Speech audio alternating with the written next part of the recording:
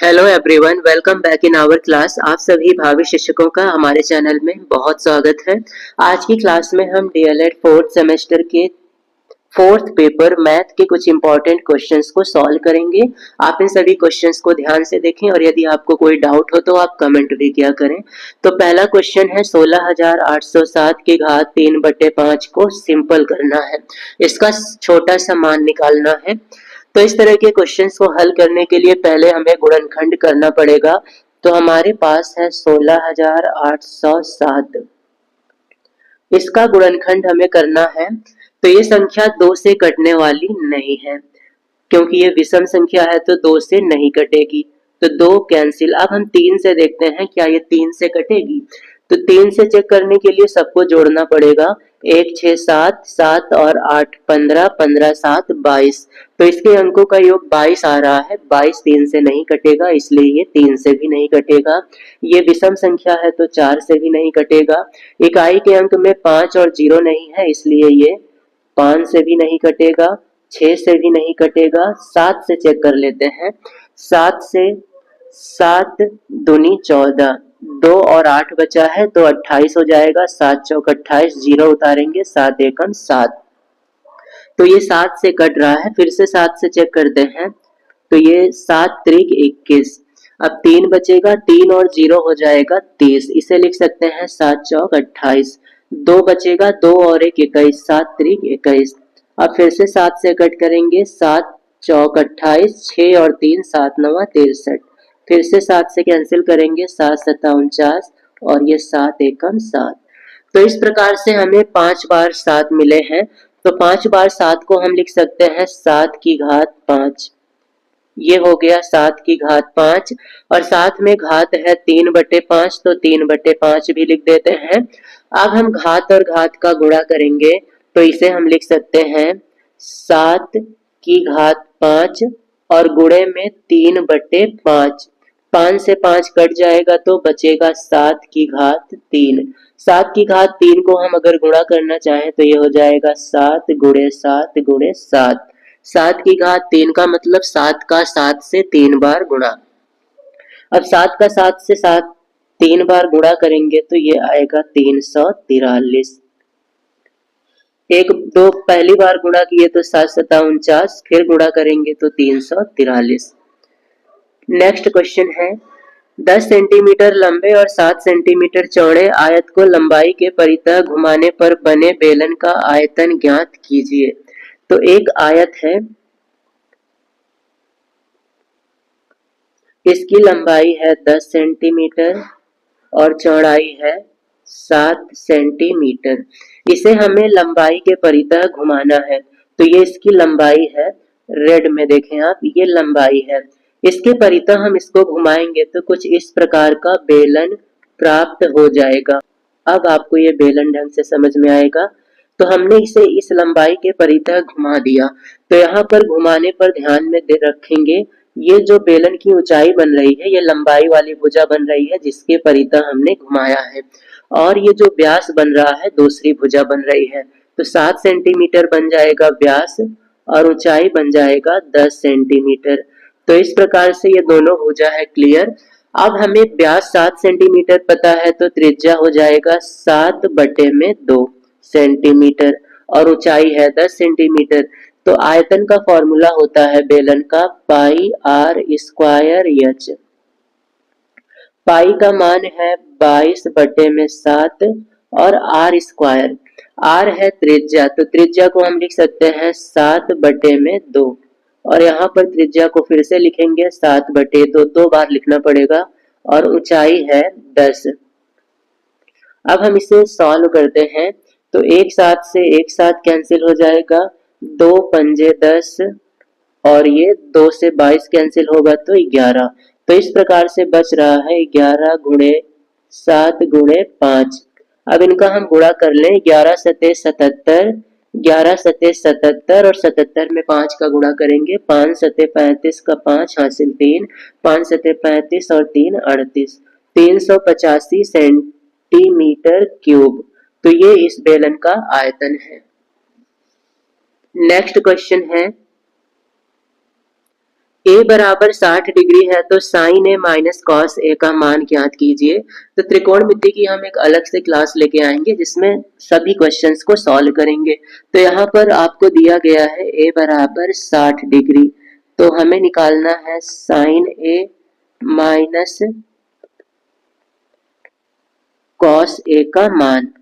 तो साइन और ए को हम लिख देंगे 60 डिग्री माइनस कॉस ए को लिख देंगे 60 डिग्री। साइन 60 का मान होता है अंडर रूट 3/2 और कॉस 60 का मान होता है 1/2। अब इन दोनों को घटा देते हैं तो हमें मिलेगा अंडर रूट 3 माइनस 1/2। जब हर बराबर हो, इसका भी हर 2 है और इसका भी हर 2 है, तो हर को उतार लेंगे और ऊपर वाली संख्याओं को घटा देंगे।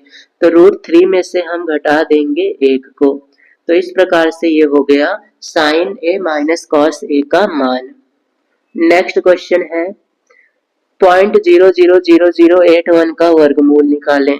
तो सबसे पहले देखते हैं वर्गमूल को हमें ऐसे लिखना पड़ता है 0.000081। अब वर्गमूल निकालने के लिए आप ट्रिक ध्यान दें। सबसे पहले आप वो संख्या ढूंढें जिसका वर्गमूल आपको पता है। तो 81 का वर्गमूल हमें पता है, तो 81 का वर्गमूल हम 9 लिखेंगे। अब देखें कि कितने अंक के बाद दशमलव लगा है, तो दशमलव यहाँ पर है, दशमलव ये है और ये दशमलव लगा है 1 2 3 4 5 6 अंक के बाद। अगर जिस संख्या का वर्गमूल निकालना है उसमें दशमलव 6 अंक के बाद है, तो वर्गमूल निकालने के बाद दशमलव 3 अंक के बाद लगेगा, आधा हो जाएगा।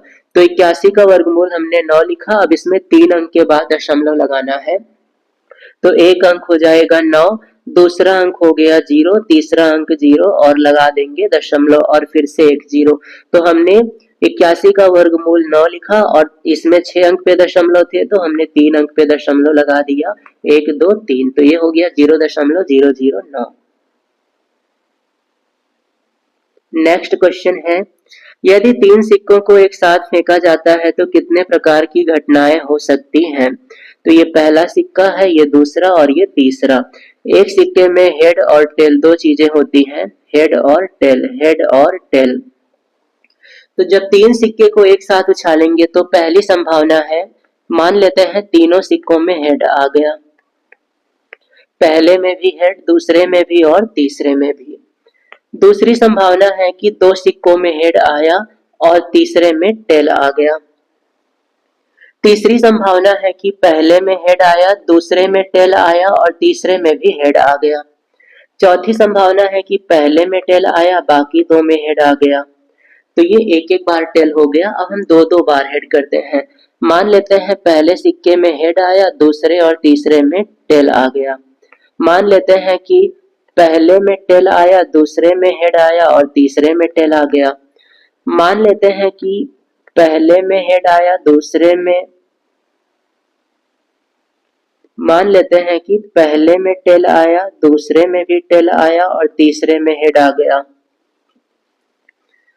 तो इस प्रकार से आप देख रहे हैं कि यहाँ पर 4 3 7 घटनाएं हो गई हैं। एक आखिरी संभावना जो है कि तीनों में टेल आ जाए, तो हम तीनों में टेल ला लेते हैं। तो पहली संभावना थी कि तीनों में हेड और तीनों में टेल, 2 हो गया। फिर 2 में हेड आए और 1 में टेल आए, तो इस तरह की संभावनाएं बनी हैं।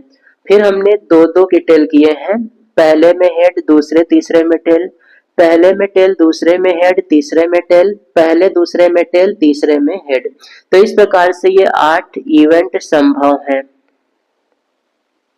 तो कुल 8 घटनाएं हो सकती हैं 3 सिक्कों को एक साथ उछालने पर। आप अपने से हल करेंगे, यदि 2 सिक्कों को एक साथ उछाला जाए तो कितनी संभावनाएं बनेंगी। नेक्स्ट क्वेश्चन है एक वृत्त की परिधि 44 सेंटीमीटर है तो क्षेत्रफल क्या होगा। तो सबसे पहले हमें त्रिज्या पता करना है। तो परिधि का फॉर्मूला होता है 2 पाई आर। 2 पाई आर का मान दिया है 44 सेंटीमीटर, परिधि है 44। तो यहाँ से आर बराबर हो जाएगा 44, 2 पाई ये बटे में आ जाएगा तो बटे में 2 पाई। 44/2 पाई। अब इसे हम लिख सकते हैं 44/2, पाई का मान हो जाएगा 22 और बटे में 7। ये बटे वाला 7 चला जाएगा ऊपर, तो इसको हम ऊपर लिख देते हैं। 22 से 44 कैंसिल कर देते हैं, 22 दूनी 44, 2 से 2 कैंसिल, तो त्रिज्या आ गई है 7 सेंटीमीटर। तो यहाँ पर r का मान 7 आया है। अब हमें एरिया निकालना है, तो एरिया का फॉर्मूला होता है एरिया बराबर पाई आर स्क्वायर। तो पाई का मान हम लिखेंगे 22/7 और r का मान हम लिखेंगे 7। वर्ग है तो 7 को 2 बार लिख देते हैं, 7 से 7 कैंसिल, 22 सते हो जाएगा 154 सेंटीमीटर स्क्वायर। एरिया में स्क्वायर लगाते हैं तो एरिया आ गया 154 सेंटीमीटर स्क्वायर। तो सबसे पहले हमने त्रिज्या निकाला और फिर एरिया। नेक्स्ट क्वेश्चन है, एक समलंब चतुर्भुज की समांतर भुजाएं 25 सेंटीमीटर और 12 सेंटीमीटर है, उनके बीच की दूरी 8 सेंटीमीटर है, तो क्षेत्रफल कितना होगा। तो समलंब कुछ इस प्रकार का होता है। यह है समांतर वाली भुजाएं, रेड से दिखा रहे हैं समांतर वाली भुजा को। तो ये और ये है समांतर भुजा, एक है 12 सेंटीमीटर और दूसरी है 25 सेंटीमीटर। इनके बीच की दूरी को हम ग्रीन से दिखाते हैं, ये है 8 सेंटीमीटर। तो हमें एरिया निकालना है। तो समलंब के एरिया का फॉर्मूला होता है 1/2 गुणे समांतर भुजाओं का योग। तो मान लेते हैं कि पहली समांतर भुजा A है और दूसरी B है, तो इनका योग हो जाएगा A प्लस B और साथ में ऊंचाई या इनके बीच की दूरी, तो दूरी को हम h से दिखा देते हैं।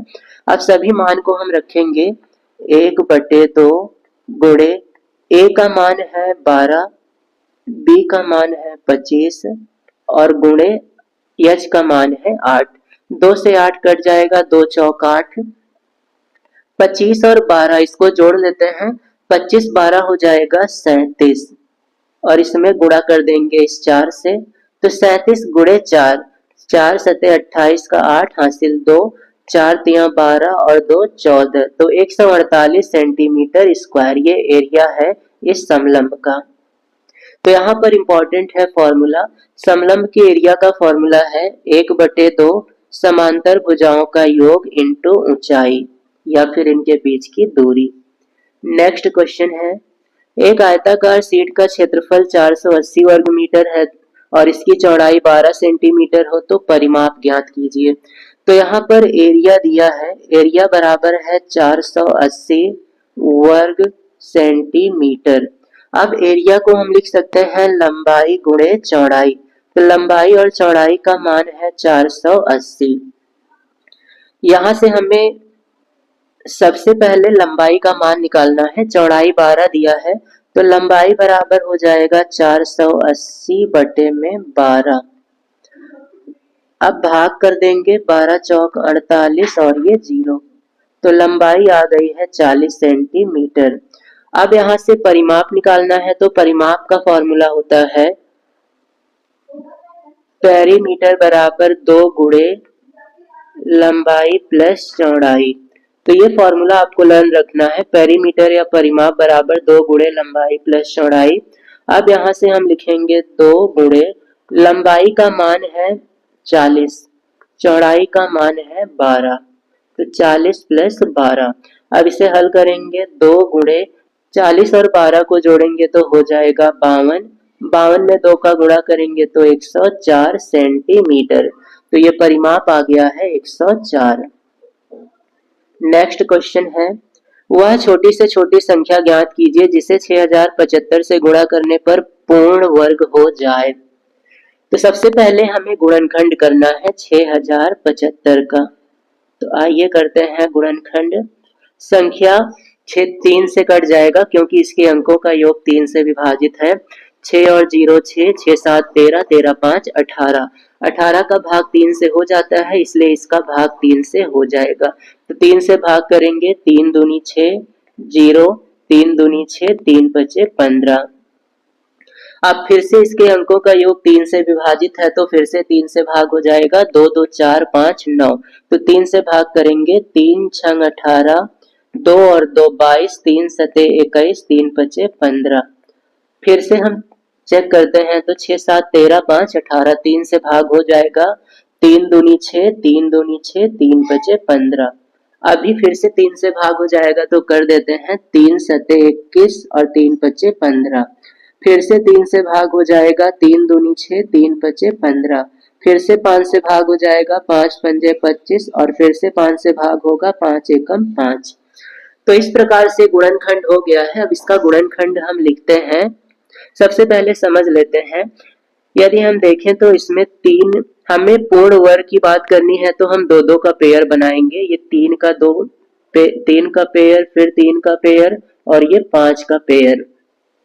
एक 3 का पेयर बना, दूसरा बना, 5 का बना। इस 3 का पेयर नहीं बन रहा है। इस 3 का पेयर तब बनेगा जब एक 3 और आ जाए। तो यहाँ पर एक 3 की कमी है, इसलिए हमारा आंसर होगा 3 से गुणा करने पर गुणनफल पूर्ण वर्ग बन जाएगा। 3 से गुणा करने पर, ये सही जवाब है। नेक्स्ट क्वेश्चन है, एक शंकु की तिर्यक ऊंचाई 10 सेंटीमीटर और त्रिज्या 6 सेंटीमीटर है तो आयतन। तो यहाँ पर तिर्यक ऊंचाई यल का मान दिया है 10 सेंटीमीटर और आर का मान दिया है 6 सेंटीमीटर। हमें आयतन निकालना है। आयतन के लिए हमें ऊंचाई पता होनी चाहिए, तो यहाँ पर ऊंचाई हमें निकालना पड़ेगा। तो ऊंचाई निकालने का जो फॉर्मूला होता है वो होता है यच बराबर under root L square minus R square. अब यल का मान है 10, तो हम लिखेंगे 10 का स्क्वायर और आर का मान है 6, तो 6 का स्क्वायर। 10 का वर्ग हो जाएगा 100 और 6 का वर्ग हो जाएगा 36। 100 में से 36 घटाएंगे तो बचेगा रूट में 64। 64 बाहर आगे हो जाएगा 8। तो यहाँ से यच का मान आ गया 8 सेंटीमीटर। इसे हम लिख सकते हैं 8 सेंटीमीटर। अब आयतन के लिए फॉर्मूला होता है 1/3 पाई आर स्क्वायर एच। शंकु का आयतन होता है 1/3 पाई आर स्क्वायर एच। यहाँ पर हम सभी मान को रखते हैं 1/3। पाई का मान रख देते हैं 22/7 और आर है 6 सेंटीमीटर, तो 6 गुणे 6 और एच आया है 8।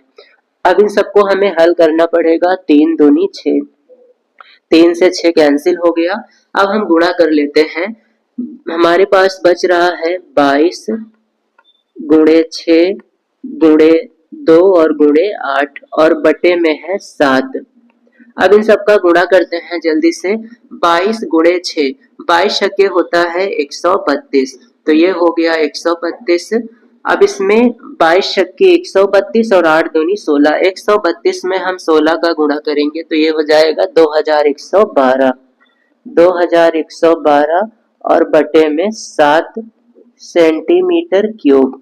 तो ये आयतन हो गया है और इस प्रकार से आपको आयतन ज्ञात करना है। सबसे ज्यादा इंपॉर्टेंट है कि ये फॉर्मूला और ये फॉर्मूला आपको लर्न रहे, तो ये दोनों फॉर्मूले आप याद रखेंगे। इसी फॉर्मूले को वैसे भी लिखा जाता है यल स्क्वायर बराबर R square plus H square. Next question है, 3 मीटर व्यास का 14 मीटर गहरा कुआं 30 रुपए प्रति घन मीटर की दर से खोदने में कितना खर्चा आएगा। तो पहले हमें आयतन निकालना पड़ेगा। तो एक कुआं है, ये है कुआं, इसकी गहराई है 14 मीटर, तो डी का मान हम लिख लेते हैं 14 मीटर और इसका जो व्यास है वो 3 मीटर है। तो ये व्यास, ये है व्यास, डी बराबर 3 मीटर। तो व्यास 3 मीटर है तो त्रिज्या हो जाएगा इसका आधा, तो आर बराबर हो जाएगा 3/2 मीटर। अब हम आयतन निकालेंगे तो V बराबर होता है ये बेलनाकार आकार है और बेलन का आयतन होगा पाई आर स्क्वायर एच। पाई का मान हम लिखेंगे 22/7, 22/7। आर का मान हम लिख देंगे 3/2, 3/2, 2 बार लिख देते हैं 3/2 और यश का मान है 14 मीटर। इसको सरल कर लेते हैं, 2 सते 14, 7 से 7 कैंसिल, 11 दूनी 22। तो हमारे पास अब बच रहा है 11 गुणे 3 गुणे 3। 11 और ये 3 तिरिक 9, 11 9 या हो जाएगा 99। तो ये आ गया 99 मीटर क्यूब उसका आयतन। अब खर्चा निकालना है तो इसमें हम 3 से कर देंगे गुणा। तो यहाँ पर हमें इस 30 रुपए से गुणा करना है, तो इसे हम यहाँ पर कर देते हैं खर्च। आयतन आया है 90 और एक वर्ग आयतन आया है 99। एक वर्ग मीटर का खर्चा है 30, तो 99 घन मीटर का खर्चा हो जाएगा 99 गुणे 30। तो ये 0, 3 9 27 का 7 हासिल 2,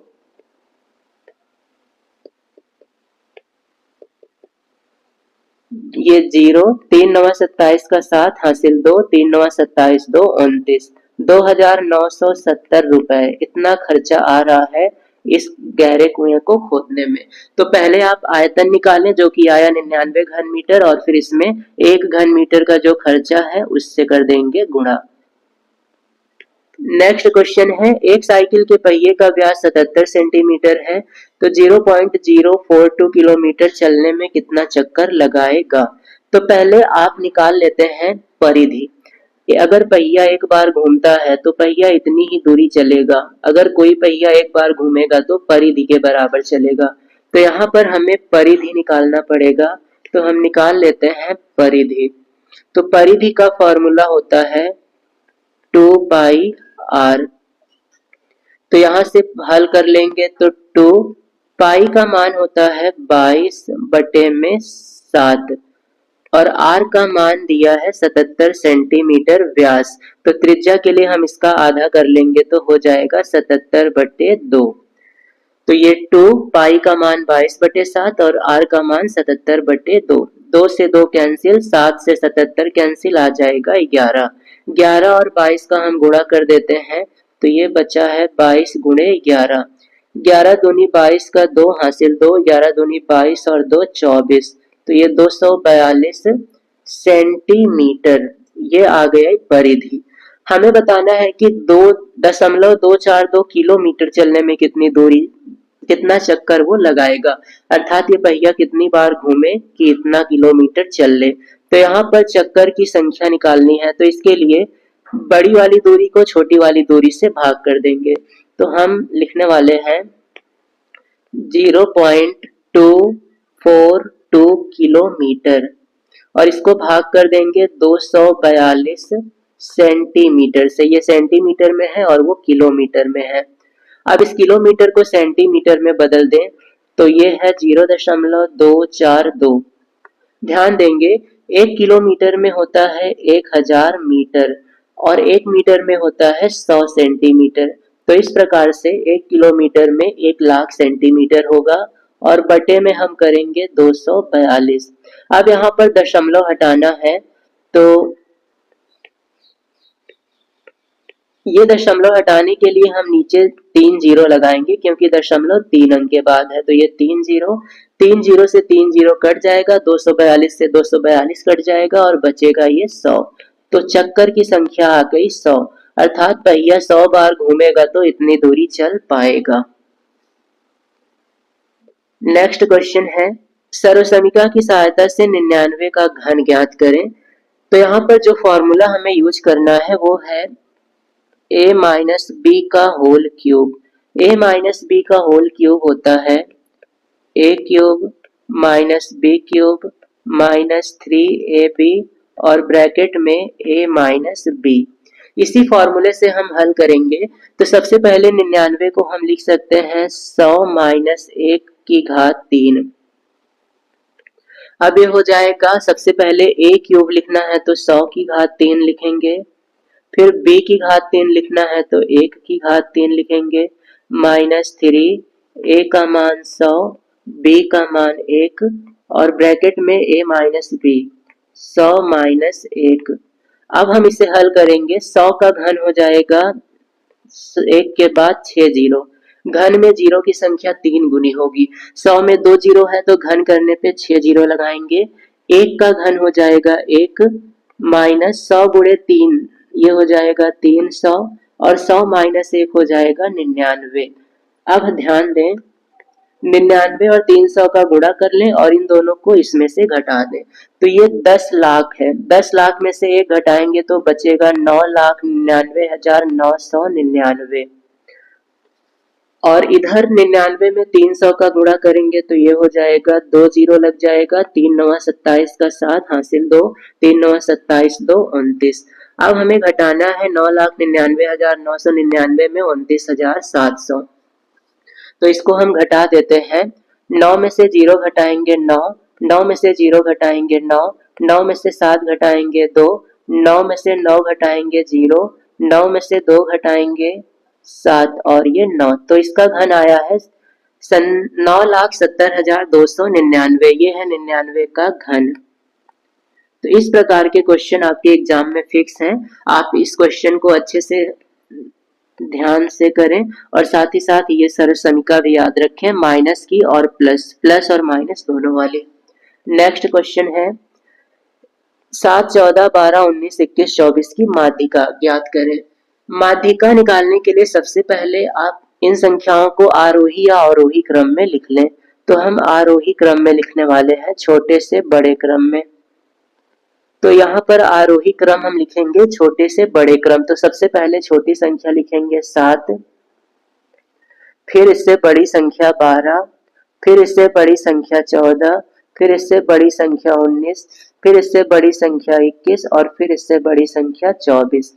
7, 12, 14, 19, 21, 24। अब हमें देखना है कि कितनी संख्याएं हैं। तो यहाँ पर ये पहली संख्या, ये दूसरी, तीसरी, चौथी, पांचवी, छठी।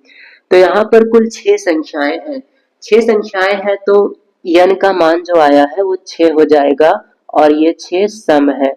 तो यहाँ पर हमें माध्यिका का सम वाला फॉर्मूला यूज करना है, जो कि होता है, माध्यिका को m से लिख देते हैं। तो माध्यिका का सम वाला फॉर्मूला है n/2 वां पद प्लस n/2 प्लस 1 वां पद,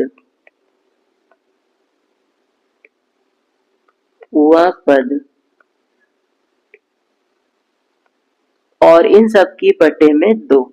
तो यहाँ पर ध्यान देंगे, पहले है n बटे 2वां पद। तो ये n का मान 6 है तो हम लिखेंगे 6 बटे 2वां पद प्लस, यहाँ पर लिखेंगे 6 बटे 2वां पद प्लस 1 और बटे में हम लिखेंगे 2। अब हल करेंगे तो 6 बटे 2 ये हो जाएगा थर्ड पद प्लस 6 बटे 2 हो जाएगा 3, 3 में 1 जोड़ेंगे तो 4, तो ये हो जाएगा फोर्थ पद और बटे में 2। इतना करने के बाद अब आपको इन संख्याओं में तीसरा और चौथा पद देखना है। तो तीसरा पद है 14 और चौथा पद है 19। 14 और 19 को आप यहाँ पर मान रखेंगे। तो हम रखते हैं मान, थर्ड पद के स्थान पे हम लिखेंगे 14 और फोर्थ पद के स्थान पे लिखेंगे 19 और इन सब का बटे में कर देंगे 2। तो 14 और 19 को जोड़ के 2 से भाग करेंगे, 14 और 19 हो जाएगा 33। 33 को 2 से भाग करेंगे तो ये आएगा 16.5। तो इस प्रकार से यहाँ पर माध्यिका आ रही है 16.5। 14 और 19 को आप जोड़ेंगे 33 और बटे में 2, ये बटे 2 से भाग करेंगे तो 16.5। तो ये सम संख्या वाला फॉर्मूला है और विषम संख्या वाला भी फॉर्मूला होता है n+1 बटे 2 वां पद। तो ये विषम वाला फॉर्मूला है और अभी हमने जो लिखा वो सम वाला। तो ये विषम और ये सम, दो फॉर्मूले आपको याद रखने हैं। तो इस प्रकार से ये थे डीएलएड फोर्थ सेमेस्टर के मैथ के कुछ इंपॉर्टेंट क्वेश्चंस। आप इन सभी क्वेश्चंस को ध्यान से सॉल्व करें और साथ ही साथ अगर आप हमारी डेली क्लासेस चाहते हैं तो इसके लिए हमारे चैनल को सब्सक्राइब कर लें ताकि हमारी डेली क्लासेज आप तक पहुंचती रहे। जैसा कि आप सभी जानते हैं एग्जाम बहुत ही जल्द होने वाला है, तो इसलिए आप डेली कुछ न कुछ प्रिपेयर करते रहें ताकि एग्जाम के टाइम आपको लोड कम उठाना पड़े और अच्छे से आप तैयार भी कर सकें।